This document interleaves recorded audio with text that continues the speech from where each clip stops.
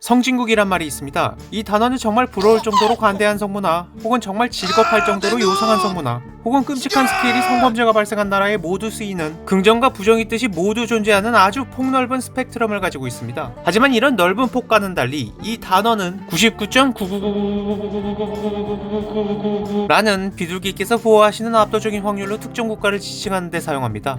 뭐 다들 아시겠지만 그 대상은 바로 일본이죠. 시대를 앞서간 건지 뒤틀린 황천이 길로 가버린 건지 잘 모르겠는 이들의 성적 문화는 특히나 인터넷을 통해 전 세계적으로 잘 알려져 있습니다. 그런데 인터넷 없던 옛날의 시기에도 이들이 성적인 문화는 유럽까지 건너가 꽤나 큰 영향력을 행사한 적이 있어요. 오늘은 바로 그 열풍의 시기에 대해 잠깐 얘기를 해볼 겁니다.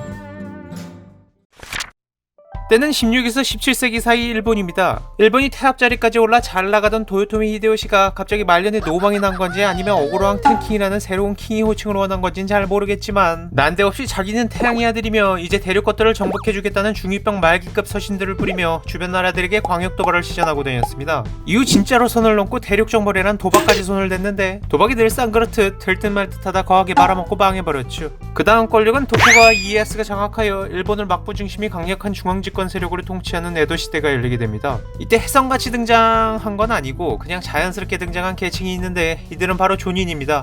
조닌은 도시에 거주하는 장인과 상인들을 지칭하는 말로 기존 봉건정주의 보호 아래 특정 집단이 독과점을 가지는 형태가 사라져 자유로워진 시장에서 두각을 나타내기 시작했죠. 그렇게 조닌들은 막대한 부를 쌓아올리기 시작했어요. 심지어 정말 부유한 조닌들은 도시 정치와 공무에도 참여할 정도로 위상이 높아졌어요. 물론 이건 정말 진짜로 부유한 조닌들에 한해서였고 조닌 중에서도 가난한 사람들이나 돈이 있어도 권력에 배제된 조닌들 역시 많았죠.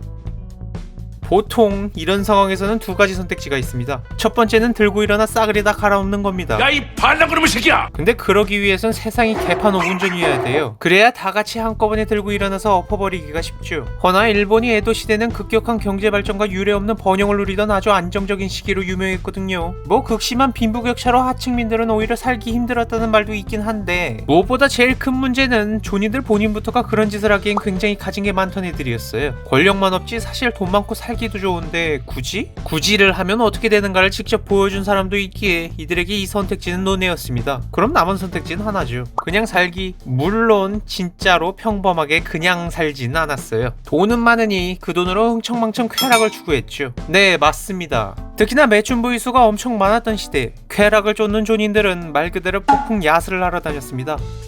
그렇게 폭풍이 몰아친 후 찾아온 현자 타임. 일반인조차 철학자가 되는 이 시간에 존인들 역시 냉철한 이성을 되찾고는 머리를 맞대며 심각한 고민을 합니다. 이제 그냥 야스는 식상하다. 그냥 커피 말고 새로운 TOP가 필요해. 현자 타임이 개쩌는 디버프에도 불구하고 성진국이 원조에 걸맞는 품격으로 그 왕성한 성격으로 오히려 더 활활 태우고 있었습니다. 그때 이런 그들 앞에 등장한 존재가 있었어요. 저기 님들! 모임? 제가 이번에 작품 하나 냈는데 한번 보실?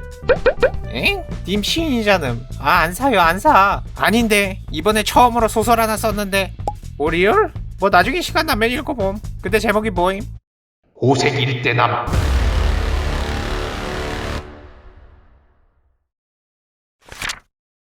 당시 유명한 시인 이하라 사이카쿠가 쓴 첫 소설 작품 호색 일대남이 그들 앞에 등장합니다. 대충 소설의 내용은 7살의 이성의 눈을 뜬 주인공이 60세가 될 때까지 총 3,742명의 여성과 725명의 남성을 상대로 야스를 하는 내용이었어요.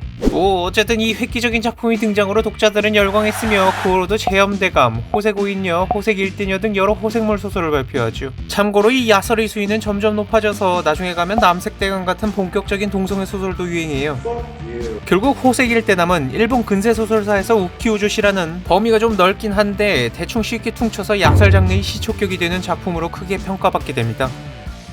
이렇게 야설이 한 차례 휩쓸고 지나간 자리, 인간의 욕심은 끝이 없다고 했던가요? 야설의 자극도 식상해진 이들은 또 다른 자극을 찾아 헤매기 시작합니다. 그리하여 결국엔 답을 찾습니다. 그게 뭐냐고요? 바로 추나입니다.